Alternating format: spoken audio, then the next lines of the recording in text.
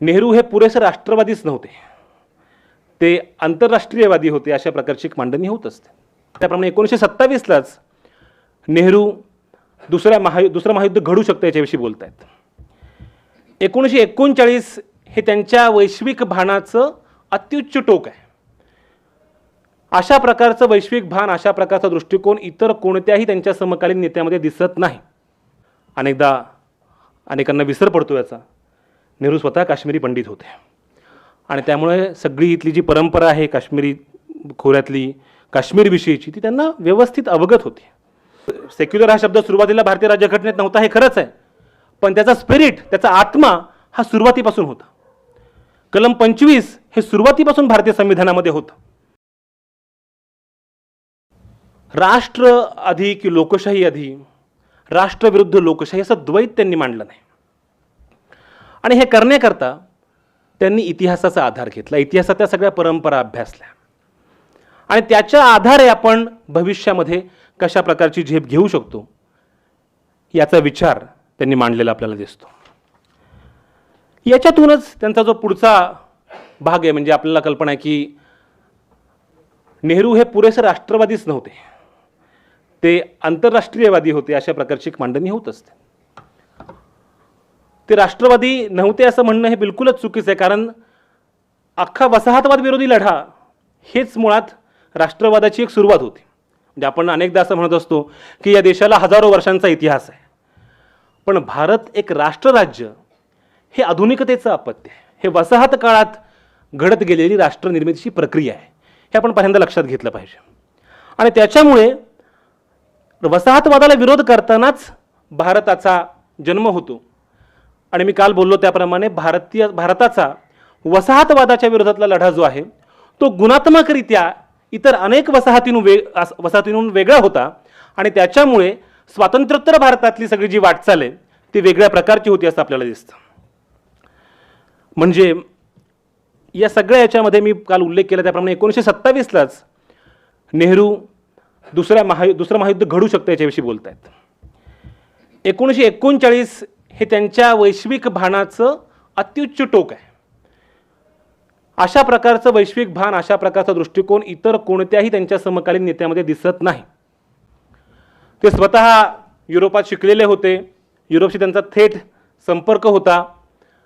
म्हणजे George Bernard Shaw पासून ते आईन्स्टाईनपर्यंत अशा प्रकारची जी रेंज आहे, अशा प्रकारच्या लोकांशी संवाद साधू शकणारा असा हा नेता होता. आणि त्याच्यामुळे जगभरामध्ये काय घडतंय ते विनाकारण संघाविषयी सतर्क करत आहेत, कारण त्यांना माहिती आहे की युरोपमध्ये काय प्रकारचं फ्रस्ट्रेशन आलं. 1939 मध्ये जे दुसरं महायुद्ध सुरू झालं हे त्याचं अपत्य आहे, याची त्यांना पुरेपूर कल्पना आहे आणि म्हणून ते सावध करतायत. अशा वेळेस आपली भूमिका ही एकांगी असता कामा नये. साम्राज्यवादाला विरोध करताना आपण फॅसिझमचे समर्थकही वाटता कामा नये, याची ते पुरेपूर काळजी घेतात. म्हणजे देशाला स्वातंत्र्य मिळायचे, पण त्याच्या अगोदर इतर वसाहतींना ते पाठिंबा जाहीर करतात, भारताचा पाठिंबा जाहीर करतात. काँग्रेसमध्ये अशा प्रकारचे अनेक रिझोल्युशन झालेली आहेत. आपण देश म्हणून अजून अस्तित्व आलेलो नसताना ही ती वैश्विक दृष्टी आहे, हा तो आंतरराष्ट्रीयवाद आहे. आणि म्हणून जेव्हा आपल्याला स्वातंत्र्य मिळालं तेव्हा या देशाचं परराष्ट्र धोरण हे जे खातं आहे हे खातं स्वतः नेहरूंकडेच होतं. आणि मग आपण जे म्हणतो की अलिप्ततावाद, नॉन अलाइनमेंट हा विचार त्यांनी, कारण आपल्याला माहिती आहे की 1945 नंतर दुसऱ्या महायुद्धानंतर जग दोन ध्रुवांमध्ये विभागलेलं होतं. रशिया आणि अमेरिका असे हे दोन ध्रुव होती आणि त्याच्यातून वाट काढत आपल्याला कसं पुढे जायचं आहे याच्यासाठीची स्वयंप्रज्ञ वाट ही नेहरूंनी चोखाळली, ती अलिप्ततावादाची होती. अलिप्ततावाद म्हणजे तटस्थ असणं नव्हे.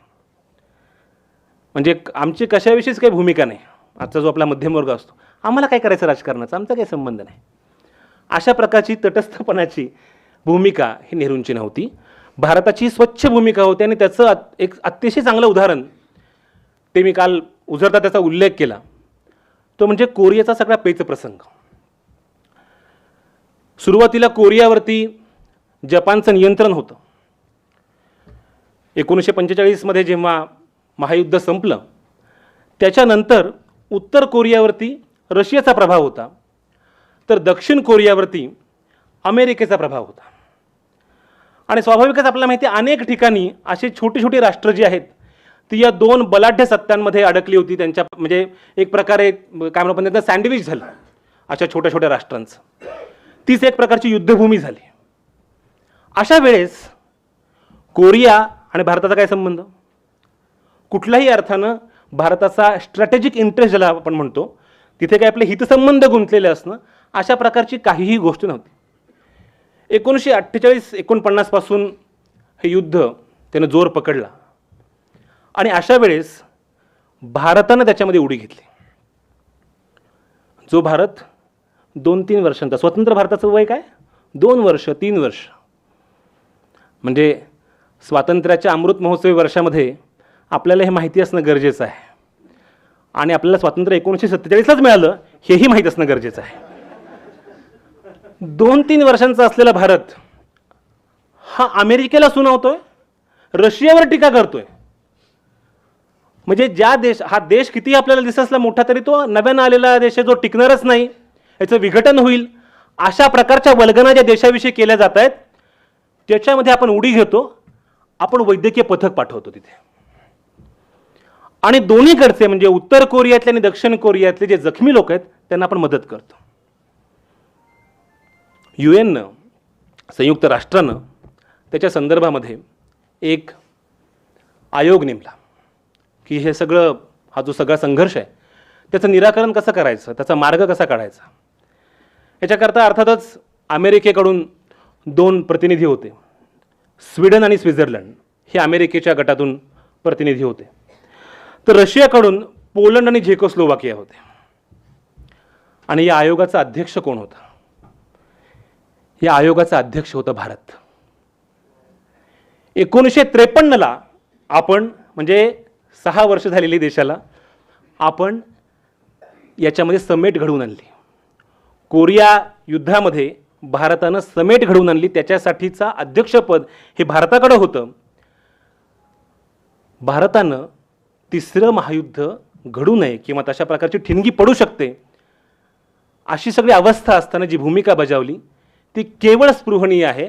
आणि त्याचा उल्लेख रॉबर्ट बार्न्स यांनी the journal of Korean studies या 2013 साली लिहिलेल्या संशोधनपर निबंधामध्ये केलेला आहे. रॉबर्ट बार्न्स हे ब्रिटिश इतिहासकार आहेत, म्हणजे भारतातले नाहीत, काँग्रेसचे नाहीत, नेहरूप्रेमी नाहीत, बरोबर. अशा ब्रिटिश इतिहासकारानं लिहिलेला हा सगळा संशोधनपर निबंध आहे. आणि त्याच्यातनं आपल्या लक्षात येतं की काय प्रकारचं स्टेचर, काय प्रकारचं आपलं स्थान आंतरराष्ट्रीय राजकारणामध्ये होतं. आणि मग आंतरराष्ट्रीय राजकारणाविषयी काही बोललं की लगेच मला लोकसत्ताच्या लेखानंतर ईमेल सुरू होतात.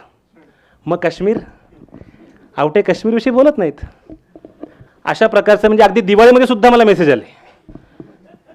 मी म्हटलं छान चकल्या करंज्या वगैरे खाव्यात लोकांनी, पण तरी त्यांना नेहरूंनी काही पाठ सोडली नाही. नेहरूंचं भूत हे अशा प्रकारे मानगुटीवर बसलेलं आहे. त्यामुळं काश्मीरमध्ये नेमकं काय झालं, आणि त्यामुळं काश्मीरविषयी बोलल्याशिवाय आपल्याला पुढे जाता येणार नाही. कारण आंतरराष्ट्रीय संबंधांमध्ये पहिला सगळ्यात महत्त्वाचा भाग जो आहे तो म्हणजे काश्मीर प्रश्नामध्ये नेहरूंनी काय उडी घेतली. संस्थानांच्या विषयी सगळा जो काही अधिकार होता, जे काही सगळं पाहत होते ते सरदार वल्लभभाई पटेल होते. आपल्या कल्पना आहे की जेव्हा देशाला स्वातंत्र्य मिळालं तेव्हा 552 संस्थानं होती. आणि असं असताना त्या सगळ्या संस्थानांना भारतीय संघराज्यामध्ये सामील करून घेण्याची सगळी जी प्रक्रिया आहे, ही सगळी प्रक्रिया ही वल्लभभाई पटेल पाहत होते. असं असताना नेहरूंनी तिथे नाक खुपसायची काय गरज होती, हस्तक्षेप करण्याची काय गरज होती. याचं पहिलं सगळ्यात मूलभूत कारण असं आहे, मी मगाशी ज्याचा उल्लेख केला, की परराष्ट्र धोरण आणि एकूण आंतरराष्ट्रीय दृष्टिकोन हा नेहरूं इतका कुणाचा चांगला नव्हता, हे तर स्वच्छ आहे, हे स्वतः पटेलांनी कबूल केलेलं आहे. म्हणजे तुम्हाला पटेल न पटेल, पण पटेलांनी लिहिलेलं आहे. आणि गांधींनी याच्याविषयी अनेकदा त्याच्यावरती भर दिलेला आहे की मी जवाहरची का निवड करतोय, जवाहर हा माझा का वारस आहे. याच्यामध्ये नेहरूंची आंतरराष्ट्रीय प्रतिमा हा त्याच्यामधला अतिशय महत्त्वाचा भाग होता. आणि त्याच्यामुळे काश्मीरचा प्रश्न हा केवळ काश्मीर पुरता सीमित नव्हता, तो भारत पाक पुरता संबंधित नव्हता.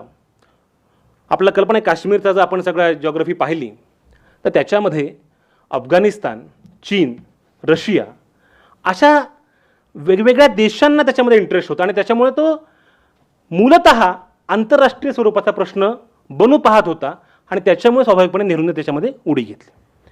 दुसरा भाग जो आहे तो म्हणजे आजच्या घडीला काश्मीर भारतामध्ये आहे.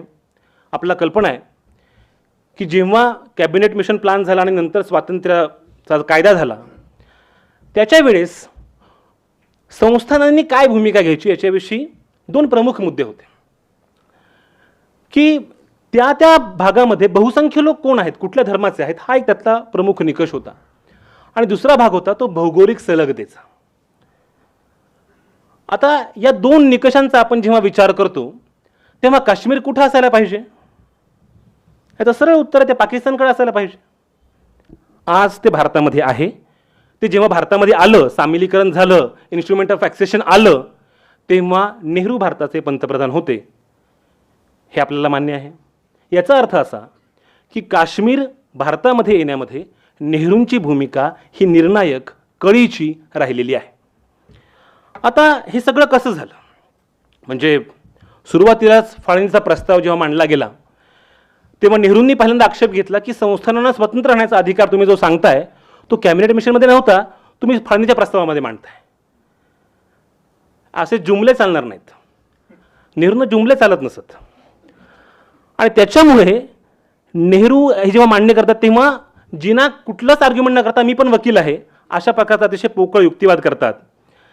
त्याच्यासाठी स्टेट्स पीपल्स काँग्रेस अशा प्रकारची एक ऑलरेडी संस्थात्मक रचना ही तयार झालेली होती आणि त्याच्यामध्ये संस्थानिकांनी नव्हे तर तिथल्या जनतेचं मत विचारात घेतलं जावं असा मुद्दा पुन्हा पुन्हा मांडलेला आपल्याला दिसतो. नेहरू स्वतः काश्मीरी पंडित होते. अनेकांना विसर पडतो याचा. नेहरू स्वतः काश्मीरी पंडित होते आणि त्यामुळे सगळी इथली जी परंपरा आहे काश्मीरी खोऱ्यातली काश्मीरविषयीची ती त्यांना व्यवस्थित अवगत होती. त्याच्यामुळे खरं म्हणजे हा सगळा प्रकार 1947-46ला सुरू होण्यापूर्वीपासूनच नेहरूंचा काश्मीरशी एक प्रकारचा कनेक्ट होता, सतत त्याच्या प्रकारचा एक संपर्क होता. शेख अब्दुल्ला यांच्याशी त्यांचा जो डायलॉग सुरू झाला तो 30च्या दशकामध्ये सुरू झाला. शेख अब्दुल्ला आपला माहिती आहे की ते स्वतः धर्मनिरपेक्ष आणि उदारमतवादी अशा विचारांचे प्रवर्तक होते आणि म्हणूनच त्यांनी त्यांच्या मुस्लिम कॉन्फरन्सचं नॅशनल कॉन्फरन्स असं बदललं. आपलं कल्पना की त्यांनी जेव्हा अशा प्रकारची गोष्ट केली तेव्हा त्यांच्यातलाच एक गट फुटून गेला. त्यामुळे एका धर्माशी संबंधित अशा प्रकारच्या गोष्टी असू नयेत अशा प्रकारचा विचार शेख अब्दुल्ला मांडत होते आणि त्यांना प्रोत्साहन नेहरू देत होते.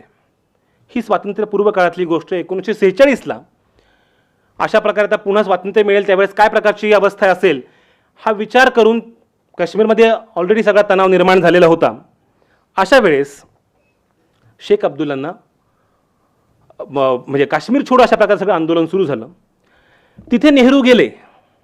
नेहरूंना अटक झाली. नेहरूंना काश्मीर छोडो म्हणजे हे हरिसिंगच्या विरोधामधलं आंदोलन, तिथे नेहरूंना अटक झाली. त्यानंतर शेख अब्दुल्लांना जेव्हा अटक झाली त्याच्याकरता वकील म्हणून नेहरू तिथे जातात. याचा अर्थ काय होतो?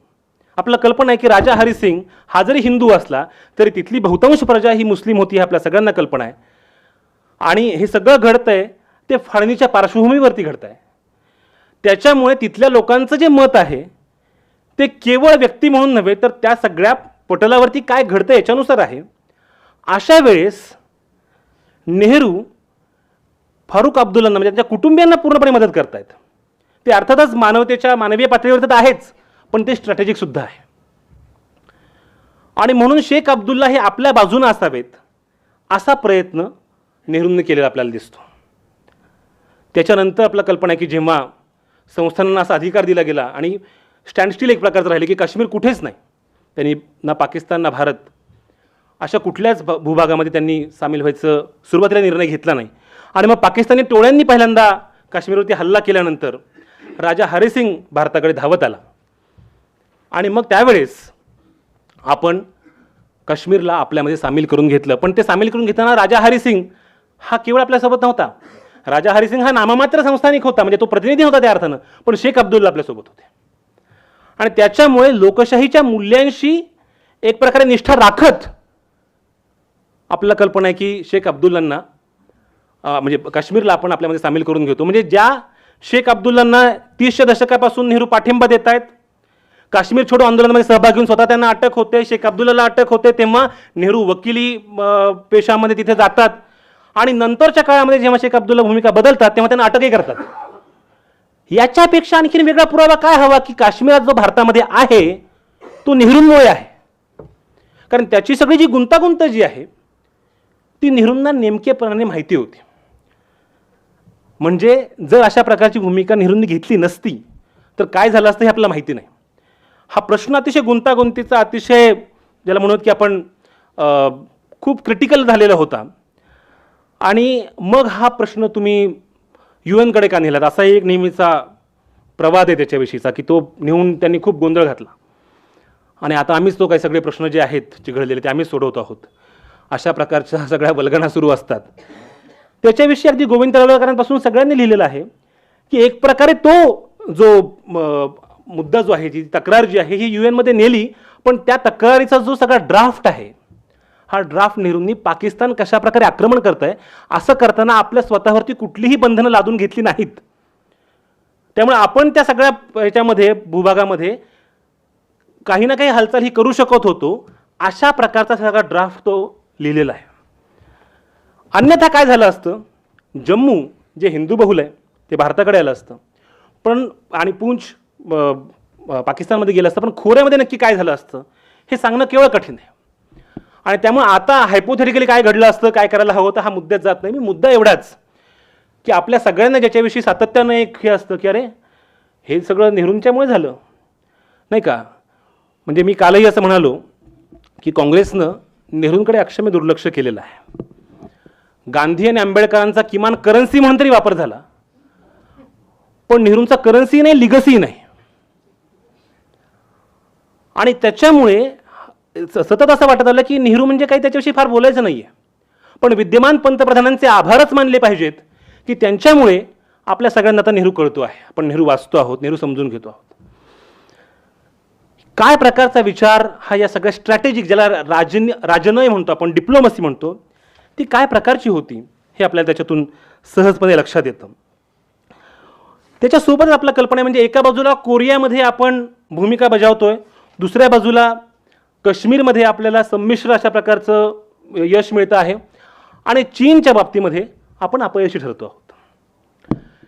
याच्यामध्ये सुद्धा आपल्याला कल्पना आहे की म्हणजे तुम्ही कल्पना करा की 1953ला जो देश स्वच्छपणे म्हणजे वैश्विक पातळीवरती आपलं नेतृत्व सिद्ध करतोय, अशा वेळेस चीन काय प्रकारे अस्वस्थ झाला असेल. अनेकांना असं वाटतं की संयुक्त राष्ट्रामध्ये आपल्याला जे परमनंट सीट ऑफर केली गेली होती ती आपण स्वीकारायला हवी होती, पण हे रशिया आणि अमेरिका हे दोन्हींकडून जाणीवपूर्वक भारताची कोंडी करण्याकरता केलेली गोष्ट होती, हे नेहरूंना कळत होतं. मी कालही हे म्हणालो की अनेकांना नेहरू असे स्वप्नाळू, भाबडे, आशावादी वगैरे वाटतात. नेहरूंना आंतरराष्ट्रीय राजकारणाचं नेमकं भान होतं आणि त्याच्यामुळेच त्यांनी या गोष्टीकडे आपलं जे अनेकदा सांगितलं होतं की हे का केलं त्यांनी. AG नुरानी यांचा 2001 सालचा संशोधनपर निबंध आहे, त्यात ते सांगतात की या कशा प्रॉक्सी ऑफर होत्या, त्या प्रत्यक्षात ऑफर्सच नव्हत्या. त्याच्यामुळे चीन काय प्रकारे अस्वस्थ होत होता हे जर आपण लक्षात घेतलं तर नेहरूंचं मर्यादित यश हेच आहे की त्यांनी चीनचं आक्रमण किमान पोस्टपोन केलं. अन्यथा अशा प्रकारचा हल्ला, अशा प्रकारचं युद्ध हे कदाचित 50च्या दशकामध्येच होऊ शकलं असतं. आणि मग अख्ख्या देशाची जडणघडणच अजून सुरू कुठे होते आहे, अशा वेळेसच हा हल्ला झाला असता तर आपण काय कुठल्या दिशेने गेलो असतो याची कल्पना आपण करू शकत नाही. त्याच्यामुळे नेहरूंचं आंतरराष्ट्रीय भान हा अशा प्रकारचा एक निर्णायक अशी गोष्ट आहे की जी भारताला अतिशय, ज्याला आपण म्हणू की गरुड भरारी घेण्यासाठी कारणीभूत ठरली. त्यासोबतच नेहरूंचा सगळ्यात महत्त्वाचा आणखीन गोष्ट म्हणजे धर्मनिरपेक्षतेचं तत्व. राज्यसंस्था आणि धर्म या दोन बाबी पूर्णतः वेगळ्या असतील आणि याच्यामध्ये एक प्रकारची एक भिंत असेल, अशी एक सगळी मांडणी ही युरोपीय धर्मनिरपेक्षतेची आहे. म्हणजे धर्माच्या क्षेत्रामध्ये राज्यसंस्थेनं हस्तक्षेप करायचा नाही आणि राज्यसंस्थेच्या क्षेत्रामध्ये धर्मानं लुडबुड करायची नाही. अशा प्रकारचं एक मॉडेल डेव्हिड ॲप्टरनं मांडलं आणि तशा प्रकारची मांडणी ही सातत्यानं होत आली. आणि युरोपमध्ये हे सहजपणे शक्य होतं. याचं कारण असं की युरोप हा बऱ्यापैकी होमोजिनियस अशा प्रकारची तेथे राष्ट्र होती.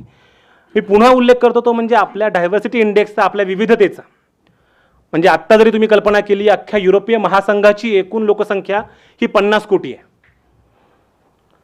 आणि एकट्या भारताची लोकसंख्या 130 कोटी आहे, किंवा काय आणखीन आता आपण जनगणनाच केलेली नाही आहे. पण जेवढे वंश, जेवढे धर्म, जेवढ्या भाषा एकट्या भारतामध्ये आहेत, तेवढ्या अख्ख्या युरोपीय महासंघात नाही आहेत. आणि त्याच्यामुळे अशा प्रकारचं जे मॉडेल आहे धर्मनिरपेक्षतेचं, ते आहे तसं इथं आपण आणलं नाही. तिकडनं आणलं, इथं चिकटवलं, ठिगळ जोडल्यासारखं. असं आपण केलं नाही. म्हणजे आपल्या भारतीय संविधानाविषयी ऑर्गनायझरमध्ये असं लिहिलं गेलं की तर गोधडी आहे. हे सगळं पॅच वर्क आहे. सगळं इकडनं तिकडनं गोळा केलं, कॉपी पेस्ट केलं आणि मग संविधान तयार केलं. तो काय एन्व्हायरमेंटचा प्रोजेक्ट आहे विकिपीडियावरनं करायला ना? त्याच्याकरता 60हून अधिक संविधानांचा अभ्यास केला गेला होता. आणि इथल्या भारतीय प्रकृतीशी तो कशा प्रकारे अनुकूल असू शकतो, कम्पॅटेबल असू शकतो, याचा अतिशय गंभीर विचार. म्हणजे अनेक लोक म्हणतात की किती मोठं लिखित संविधान आहे, 2 वर्ष 11 महिने वगैरे लागले. अरे पण त्याच्या वेळेस प्रत्येक मुद्द्यावरती अतिशय गंभीर, सखोल अशा प्रकारचा विमर्श झालेला आहे आणि त्यातून आपण पुढे गेलो. आणि त्यामुळे भारतीय धर्मनिरपेक्षतेचं प्रारूप हे व्यवच्छेदकरित्या वेगळं आहे. मी काल याचा उल्लेख केला की आपली राज्यसंस्था ही धर्माच्या क्षेत्रामध्ये हस्तक्षेप करते. कलम 17 सांगतं की अस्पृश्यतेवरती बंदी आहे. अस्पृश्यता ही धर्माची प्रथा आहे, बरोबर ना? याचा अर्थ असा की राज्यसंस्था ही धर्माच्या क्षेत्रामध्ये हस्तक्षेप करेल. कलम 29-30 मध्ये अल्पसंख्याकांकरता विशेष अधिकार देते. मग आपण काय, आपण सेक्युलर नाही, आपण सिक्युलर आहोत, शुडो सिक्युलर वगैरे वगैरे, बरोबर ना? अशा प्रकारचे सगळे शब्दप्रयोग सध्या आपली जी पब्लिक वोकॅब्लरी आहे, सार्वजनिक शब्दकोश, हा अतिशय गलिच्छ झालेला आहे. आणि अशा गलिच्छ सगळ्या वातावरणामध्ये आपल्याला हे लक्षात घेतलं पाहिजे की या सगळ्या शब्दांविषयी, तो सेक्युलर हा शब्द सुरुवातीला भारतीय राज्यघटनेत नव्हता, हे खरंच आहे, पण त्याचा स्पिरिट, त्याचा आत्मा हा सुरुवातीपासून होता.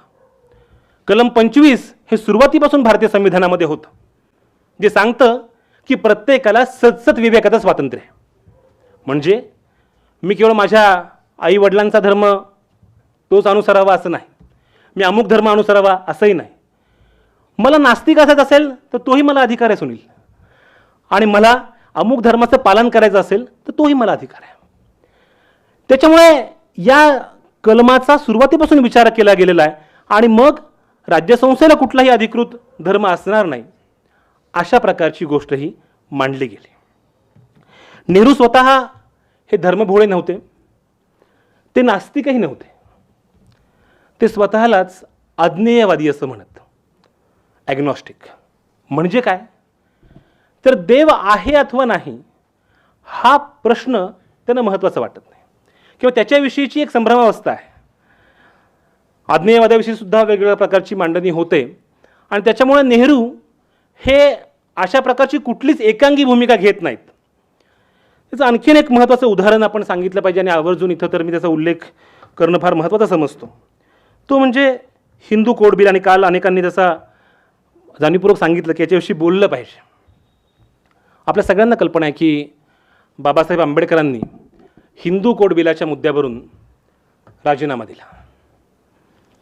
खरं म्हणजे हे बाबासाहेबांचं पत्र जे आहे, राजीनाम्याचं पत्र, ते अनेकांनी वाचलेलं असतं, इंटरनेटवरती ते व्हायरल आहे. पण त्या पत्रानंतर नेहरूंनी पण त्यांना काही उत्तर दिलं. पुढे काय झालं, म्हणजे एकानं पत्र दिलं, बरोबर ना? पत्र ही अर्धी भेट असते, तिकडून पण काहीतरी संवाद झाला असेल. खरं म्हणजे बाबासाहेबांनी राजीनामा दिला त्याच्यानंतर अवघ्या 15 ते 20 दिवसांमध्ये ती टर्म संपणार होती. म्हणजे लोकसभेच्या पहिल्या निवडणुका होणार होत्या. त्यामुळे पुन्हा सगळ्यांना निवडणुकीला सगळ्यांचं सदस्यत्व हे खारिज होणार होतं आणि पुन्हा नव्यानं निवडणुकीला सामोरं जावं लागणार होतं. अशा वेळेस नेहरूंनी बाबासाहेबांना जे पत्र लिहिलं त्यात ते म्हणतात, मतप्रिय आंबेडकर, तुमचं आजारपण आणि कॅबिनेटमधून राजीनामा देण्याचा ठाम निर्णय पाहता मी तुम्हाला थांबण्याची जबरदस्ती करत नाही. मात्र कॅबिनेटमध्ये एकत्र काम करताना जी मैत्री, जी भागीदारी आपण करू शकलो याचं मला समाधान वाटतं. आपल्यामध्ये काही वेळा मतभेद झाले, मात्र त्यामुळे तुम्ही केलेल्या कार्याविषयीचा माझ्या मनातला आदर यत्किंचितही कमी झाला नाही. तुम्ही कॅबिनेटमधून जात आहात याचं मला खरोखरच दुःख आहे. तुमची निराशा मी समजू शकतो. या अधिवेशनाच्या सत्रात हिंदू कोड बिल संमत होऊ शकलं नाही. या संहितेकरता तुम्ही किती कष्ट घेतले आहेत, हे बिल तुमच्या किती जिव्हाळ्याचा विषय आहे हे मी जाणतो. मी स्वतः या सगळ्या संहितेच्या कार्यात सहभागी नसलो तरी त्याची नितांत आवश्यकता मला पटते आणि म्हणूनच हे बिल संमत होण्याकरता मी सर्वतोपरी प्रयत्न केले. पण दुर्दैव असं की संसदीय कामकाजाचे नियम आडवे आले आणि या सत्रात हे बिल संमत होऊ शकलं नाही. मात्र मी तुम्हाला आश्वस्त करतो की मी हा लढा सोडून देणार नाही. हे बिल संमत करण्याचा मी माझ्या परीने प्रयत्न करत राहीन, कारण हे बिल, ही संहिता आपल्या सर्वांच्या सर्वांगीण प्रगतीशी निगडीत आहे. आपला जवाहरलाल नेहरू. हे पत्र बाबासाहेबांच्या राजीनाम्यानंतर नेहरूंनी लिहिलं. पण पत्र लिहिलं नुसतं असं केलं का? पत्र लिहून थांबले असं झालं का? नाही, मी करतो. आपले अनेक पुढारी आश्वासनं देतात आणि ते आश्वासनं प्रत्यक्षामध्ये काय होतात आपल्याला कल्पना आहे. नेहरूंनी हे केवळ पोकळ आश्वासन दिलं आणि ठीक आहे आता तुम्ही जाताय, मला वाईट वाटतंय, आपलं असं उगीच खोटं खोटं रडले, असं काही झालं नाही. त्याच्यानंतर हिंदू विवाह विधेयक, हिंदू वारसा विधेयक, हिंदू अज्ञानत्व व पालकत्व विधेयक, हिंदू दत्तक व पोटगी विधेयक, हे जे हिंदू कोड बिलातले 4ही मुद्दे होते ते वेगवेगळ्या प्रकारे संमत झाले. हे संमत झाले 1955-56 बाबासाहेब हयात असताना. बाबासाहेब आंबेडकर तेव्हा जिवंत होते. त्यामुळे नेहरूंनी केवळ शब्द दिला आणि तो पाळला नाही असं नाही, तर तेच बिल त्यांनी नंतर पास केलं. मग प्रश्न असा उपस्थित होतो, मग नंतर करायचं होतं तर मग का बाबासाहेबांचं का नाही ऐकलं? त्यांचा इगो हर्ट झाला का नेहरूंचा? का नाही ऐकलं? हा प्रश्न अतिशय रास्त आहे. म्हणजे अगदी भल्यांनी, म्हणजे आदरणीय दी फडकेंसारख्या विद्वानांनी सुद्धा नेहरूंनी या प्रश्नी कच खाल्ली असा शब्दप्रयोग केलेला आहे. आणि मला असहमती व्यक्त करत हे सांगायला पाहिजे की बाबासाहेब नेहरूंनी याच्याबाबत कच बिलकुल खाल्ली नाही. उलट पक्षी ते जे म्हणतात संसदीय कामकाज आडवे आले, तर त्याच्यामध्ये आपल्याला हा सगळा पत्रव्यवहार अभ्यासायला लागतो. राजेंद्र प्रसाद आणि नेहरू यांच्यामध्ये जो सतत संवाद आहे, मी कालही उल्लेख केला, सोमनाथ मंदिर जीर्णोद्धार प्रकरणी काय प्रकारचा संवाद त्यांच्यामध्ये होता. त्याच्यामुळे काँग्रेसमधला एक गट जो आहे, जो पुराणमतवादी होता, कर्मठ होता, तो या हिंदू कोड बिलाला अतिशय कडाडून विरोध करत होता. म्हणजे मी म्हटलं त्याप्रमाणे याच्यामध्ये सगळ्या प्रकारचे लोक होते आणि काँग्रेसमध्येच अशा प्रकारची ज्याला म्हणतो आपण की पुराणमतवादी परंपरा ही सुरुवातीपासून होती, आजही आहे. अशा प्रकारचं एक ज्याला म्हणतो कडबोळ, अशा प्रकारचं सगळं ती संघटना होती. त्यामुळे हिंदू कोड बिलाला एक प्रकारे बहुमत मिळणं, त्याला संमती मिळणं हे शक्य नव्हतं. हा पहिला भाग. दुसरा भाग म्हणजे लोकनिर्वाचित सरकार हे अजून अस्तित्वात आलेलं नव्हतं. आपण गोष्ट करतो 1951ची. अजून पहिल्या निवडणुका व्हायच्या आहेत. आणि मी कालही म्हटलं त्याप्रमाणे राजेंद्र प्रसाद नेहरूंना काय सांगतायत, मला डिस्क्रिशनरी पॉवर्स आहेत, मला स्वविवेकाधीन अधिकार आहेत. तर विवेक म्हटलं की मला भीती वाटते. विवेकाचा अर्थ कळत नाही आपल्याला नेमकं, त्यामुळे तो कसा वापरला जाईल. त्याच्यामुळे जर अशा प्रकारचा कायदा त्याच वेळेस आग्रह धरला असता, नेहरू त्यासाठी खूप हट्टी राहिले असते, तर राष्ट्रपती विरुद्ध पंतप्रधान असा संघर्ष विकोपाला गेला असता आणि त्यामुळे त्या प्रेसिडेंटमुळे चुकीचा प्रेसिडेंट सेट झाला असता. तो सेट होऊ नये याच्याकरता नेहरू अत्याग्रही होते आणि त्याच्यामुळे नेहरूंनी कुठेही ते डायल्यूट न करता हे सगळे जे मुद्दे आहेत ते त्यांनी आणले त्याच्यामध्ये. हे झालं हिंदू कोड बिलाविषयीचं. त्याच्यासोबतच गोहत्याबंदी करावी अशा प्रकारचा जो मुद्दा आहे, आपल्याला कल्पना आहे की directive principle to state policy याच्यामध्ये कलम 48मध्ये अशा प्रकारचा उल्लेख झालेला आहे. त्याच्याविषयी सुद्धा खूप मोठी चर्चा आहे. पण 1923ला नेहरू जेव्हा अलाहाबादचे महापौर होते तेव्हा त्यांनी गोहत्याबंदीचा जो प्रस्ताव आहे तो खारिज केला होता. अशा प्रकारचं हे करता कामा नये. आणि म्हणून नेहरूंची जी धर्मनिरपेक्षतेविषयीची जी सगळी भूमिका आहे ती स्वातंत्र्यपूर्व काळापासून तयार होते आणि त्यांच्या वैयक्तिक सगळ्या जीवनापासून ते या सगळ्या म्हणजे ते धर्मद्वेष्टे नाहीत, ते धर्मांधही नाहीत, ते धर्मासोबत अतिशय तार्किक विवेकी पद्धतीनं एंगेज कसं होता येईल, सहभागी कसं होता येईल याचा विचार सातत्यानं करतायत. त्याची मेथड काय असू शकते, त्याची पद्धत काय असू शकते याच्यासाठी त्यांची क्रिएटिव्ह एंगेजमेंट आहे, ती अतिशय सर्जक अशा प्रकारचा तो त्यांचा सहभाग आहे. आणि म्हणून नेहरूंप्रणीत धर्मनिरपेक्षता ही अशा प्रकारची एक लक्ष्मण रेषा घालून येते. ती रामराज्याची गोष्ट करत नाही, ती लक्ष्मण रेषेची गोष्ट करते. राज्यसंस्थेकडं काय प्रकारचं कुठल्या मर्यादेपर्यंत राज्यसंस्था या धर्माच्या क्षेत्रामध्ये हस्तक्षेप करेल याच्याविषयी ती भाष्य करते.